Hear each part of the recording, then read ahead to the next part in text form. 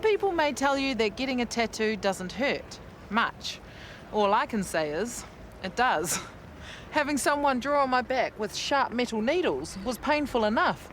Imagine if they were using bone chisels, because that's the traditional tool of Sāmoan tattooing, where the fashion for tatau is cultural. In Samoan customary context, tattooing is a very important way of transitioning into different parts of your life, into different roles. So individuals will get the tattoo in order to perform duties for Samoan chiefs and ceremonial occasions. It's also an important marking of Samoan identity, Samoan culture. The tools are made out of a piece of stick, small piece of turtle shell, and pieces of boar's tusk, which are cut into the form of a comb.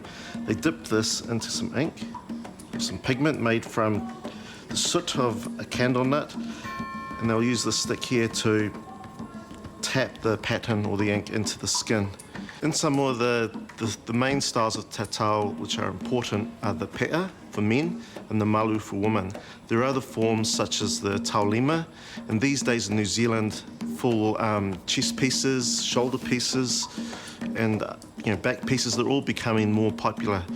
But in ceremonial situations, it's the pea and the malu which are the most important for Samoan people. Do you have one? I don't have a pea or a malu, but I have been tattooed with Samoan tools all down my back, so it's an undertaking. And I think if you go for the full customary Samoan tattoo forms, you're really making a commitment to the art form and the culture. These tools are a slice of living history.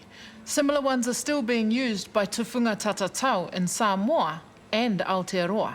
When people go to a tufunga to get tattooed, the tufunga will choose the work for them in most cases.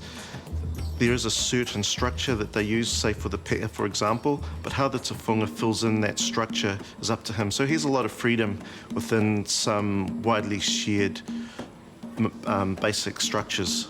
One of the most important documentations of Samoan tatau practice in New Zealand has been undertaken by Mark Adams, who's one of our most well-known New Zealand photographers.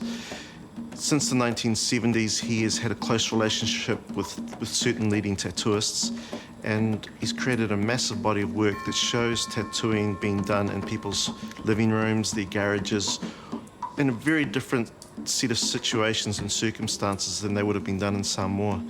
Mark Adams' photographic record proves that tatau is alive and well 3,000 years after tattoos first appeared in the Pacific. Through the skill of today's tufunga tatau, it's likely future generations of Samoans will feel the pleasure and pain of the tatau.